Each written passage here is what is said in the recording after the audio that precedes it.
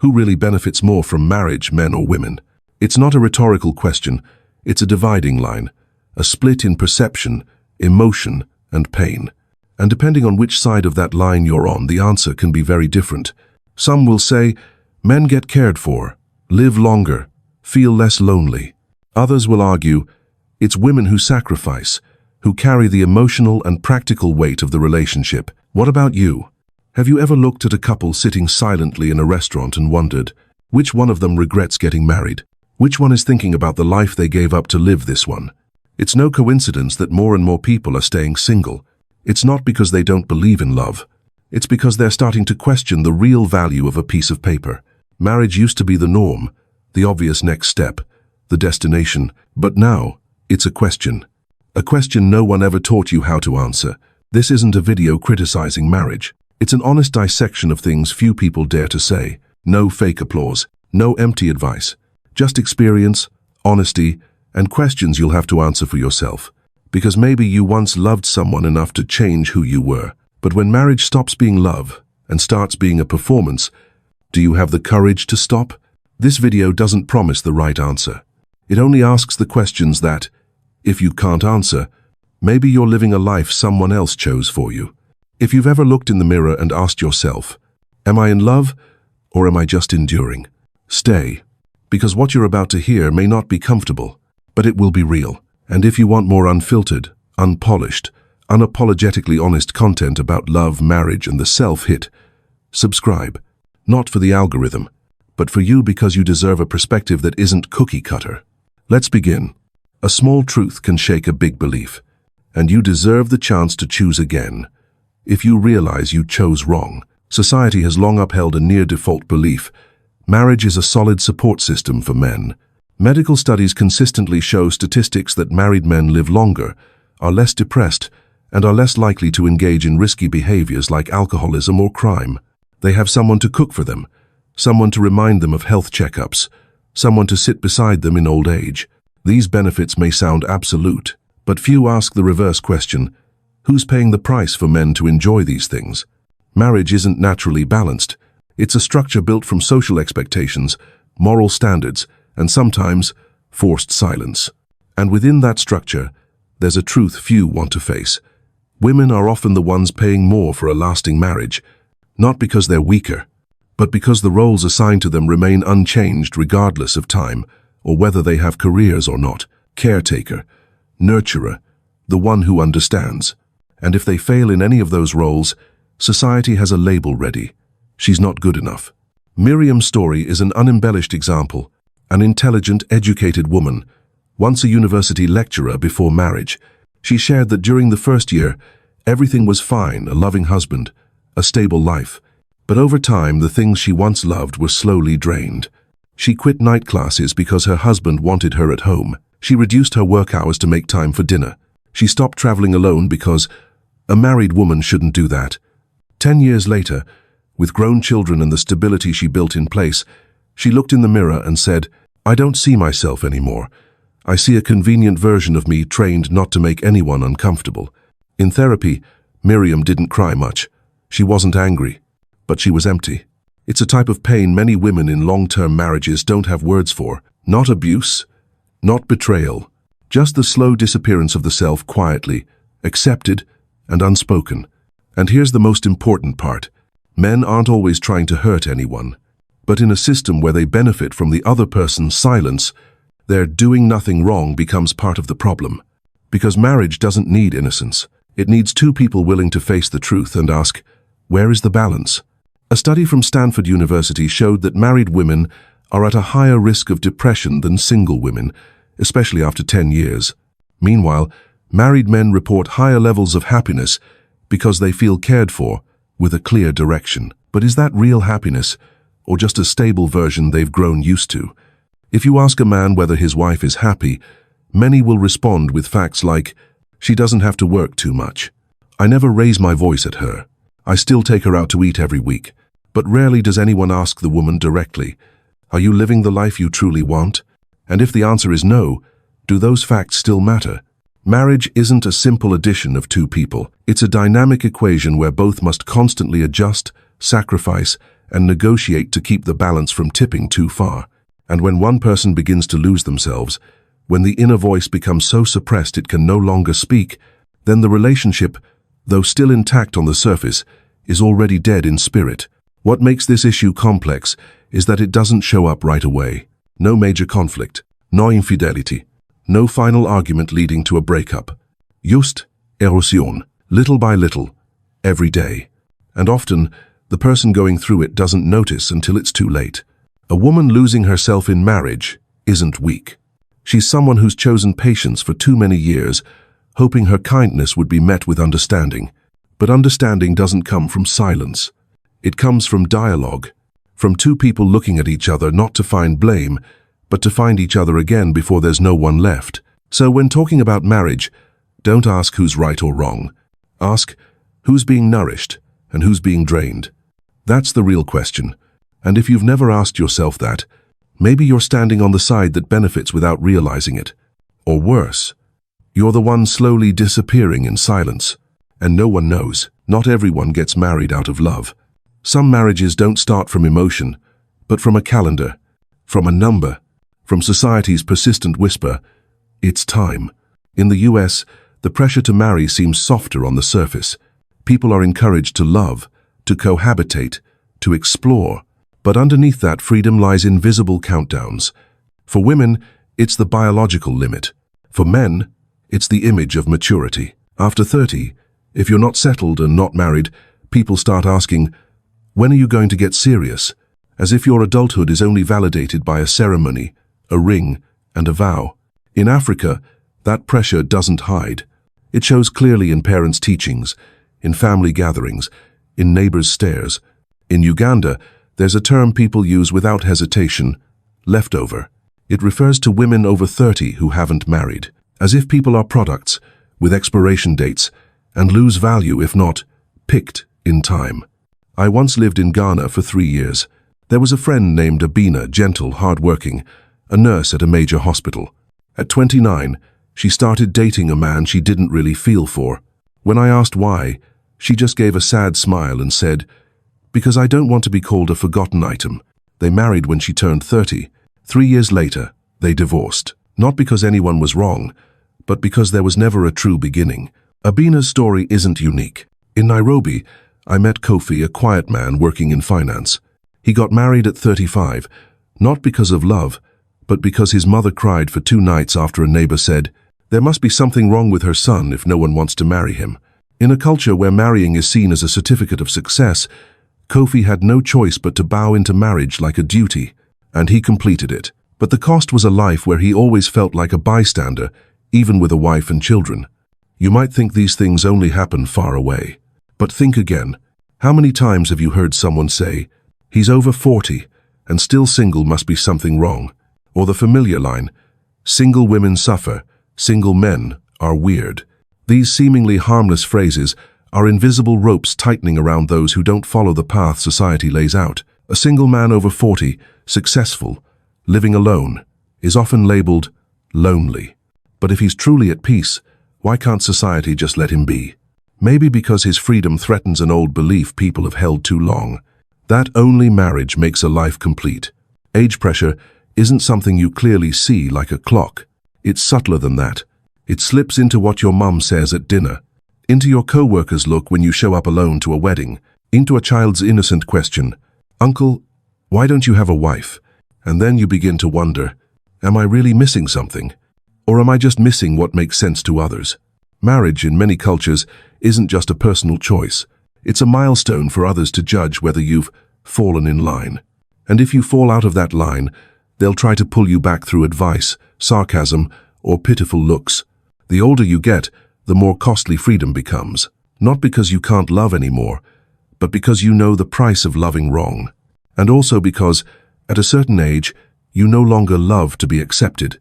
You love, if at all, because it's a true choice, not a way to ease someone's worry. If you choose to be alone, it's not because you're not good enough. It's because you don't want to answer questions that no longer fit who you are. And if you're hearing this, maybe you too are tired of invisible countdowns, of the repeated reminders that you're too old. But remember, real love doesn't care about age. Pressure, on the other hand, always carries the taste of regret. So if you're not married yet, don't rush. If you're single after divorce, don't panic. And if you're being pushed into marriage just because of a number, listen to yourself first. The right age doesn't always mean the right person. And sometimes, not marrying at the right time is how you protect your own future. There's a truth very few dare to say out loud. Sex cannot save a dying marriage. It might slow the breakdown, might temporarily cover the gaps, but if the connection is gone, pleasure is just a thin layer of ice over a melting block.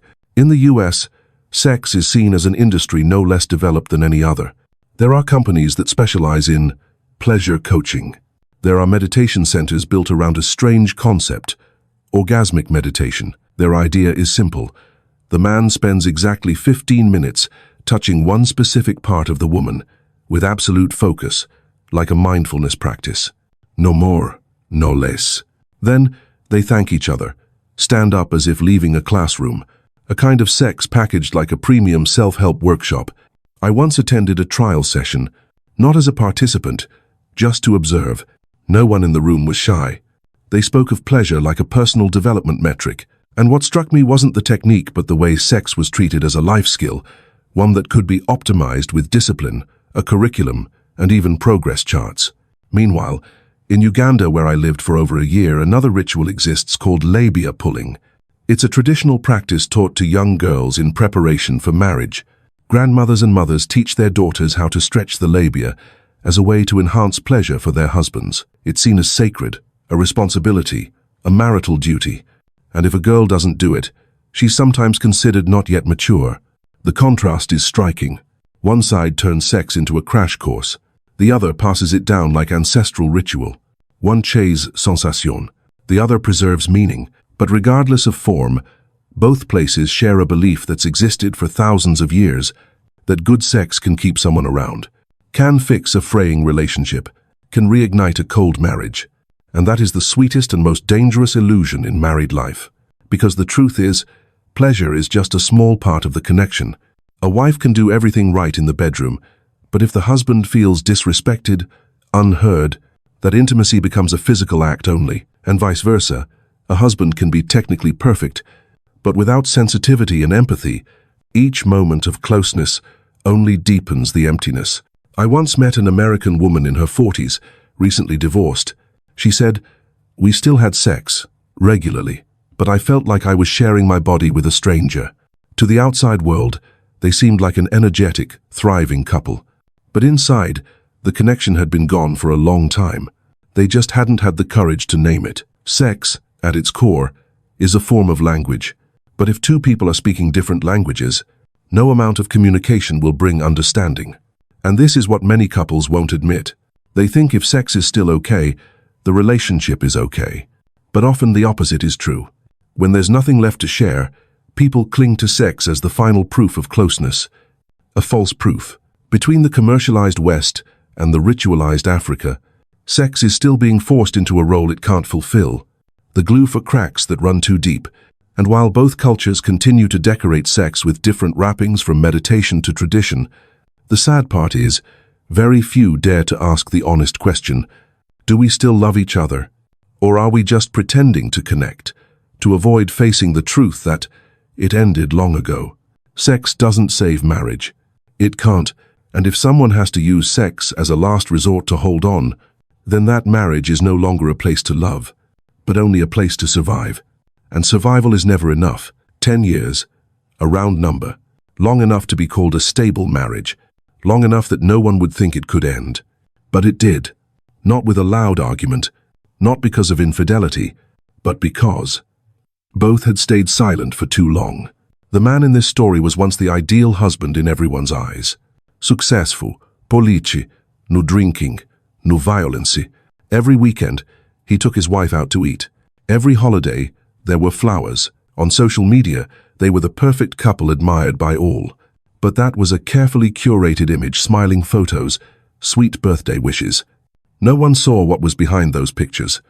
Dinners without conversation, polite hugs, intimacy out of duty, no longer desire.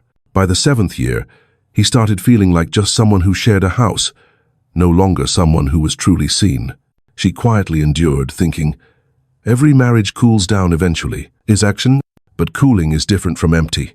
And emptiness was what they both avoided in the last 3 years, each in their own way. He buried himself in work. She focused on the kids. They didn't argue, didn't hurt each other with words. They just drifted. Divorce came like a silent announcement. One Friday afternoon, after the kids got home from school, he said, I think we should stop, not because I hate you, but because I no longer see myself in this life. She stayed quiet, didn't cry, just nodded, because maybe she hadn't seen herself for a long time either. The truth is, many marriages don't break with noise.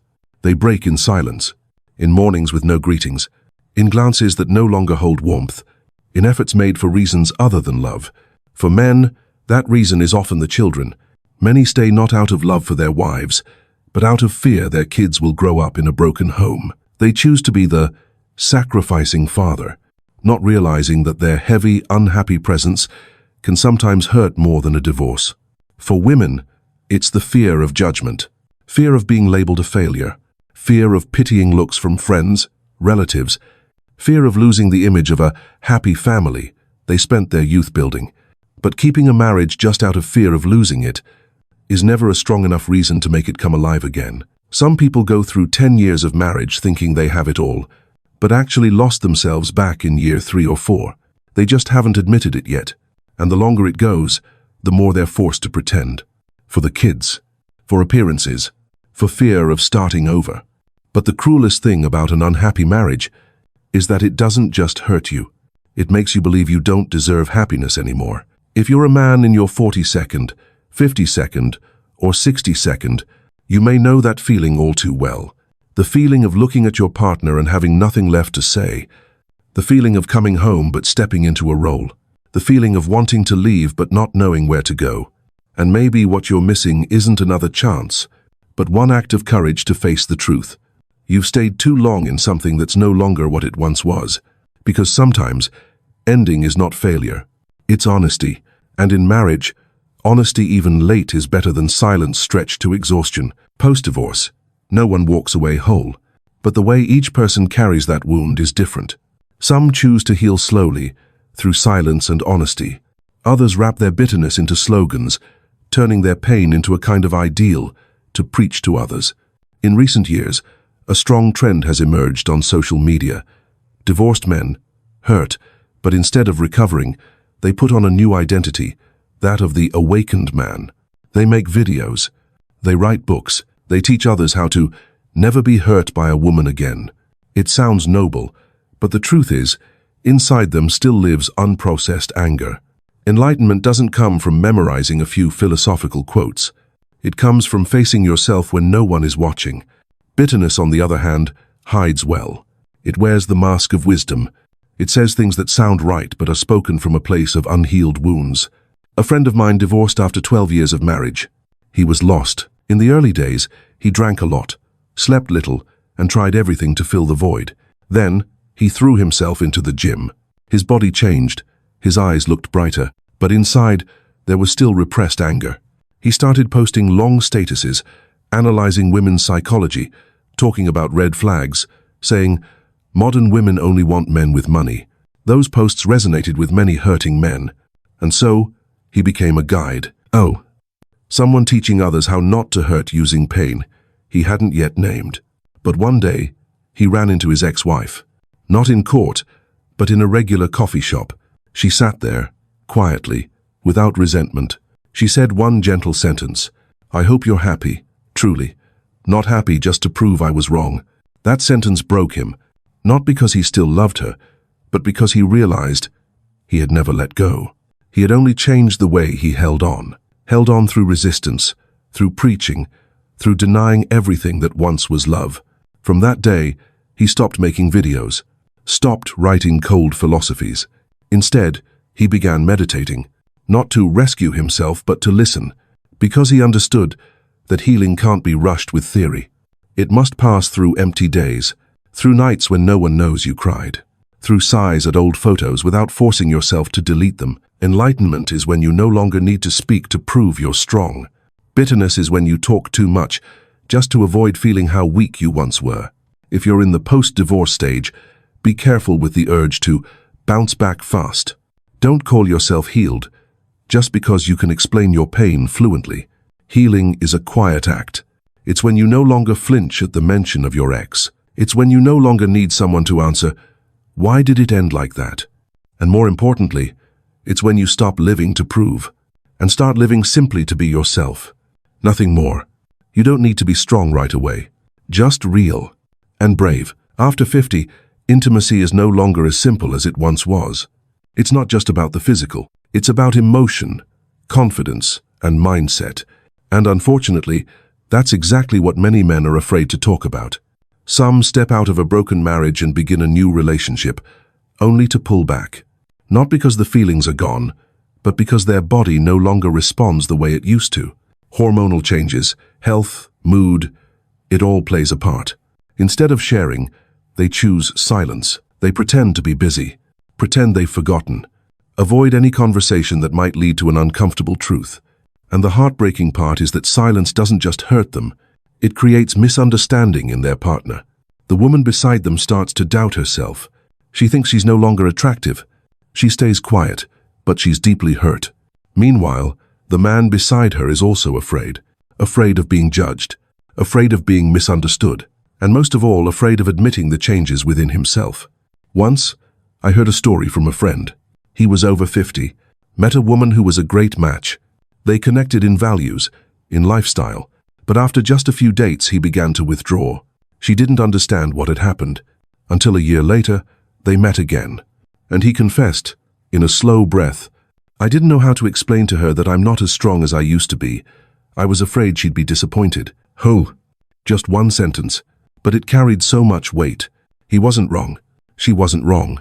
The fault lay in the discomfort, the thing that made a promising relationship slip away, simply because neither dared to speak honestly. We're taught many things in life: how to behave, how to work, how to take care of ourselves. But no one teaches us how to talk about intimacy, when it's no longer easy, when the body doesn't cooperate, when emotions don't flow smoothly, when pride stands between two people. And so, silence becomes the choice. A safe choice, but also the one that drains every connection. If you're at this stage, if you're finding it hard to speak, remember this: intimacy isn't just a physical act. It's the feeling of being understood, accepted, and allowed to stay without hiding. When two people can talk openly about what they're going through, then no matter how much the body changes, the hearts can still stay in tune. Not everyone stays strong forever, but everyone deserves the right to share what they're facing. And if you have someone who's willing to listen, don't stay silent, because sometimes what holds a relationship together isn't perfect intimacy, but conversations without judgment, confessions without shame, and a hug long enough to say, "I'm still here, even though things aren't what they used to be." But this feeling, it's real. There's a topic few people want to bring up when talking about life after 50, the emptiness that can come from looking back and realizing you don't have children. For many, having kids is seen as a default part of life, the next step after marriage, the right thing to do in order to feel complete. But for some, it's a choice they've thought through carefully and decided not to take. Not having children doesn't mean something is missing. It's a decision with reasons, with benefits, and yes, with certain gaps. Some don't have kids due to health issues. Some because they don't want to repeat the painful family patterns they grew up with. Some simply never felt ready to give their entire life to another human being, and they didn't want to do it just because society told them they should. The choice not to have children often comes with judgment, especially for women. They get asked why. Their maturity is questioned. They're labeled selfish.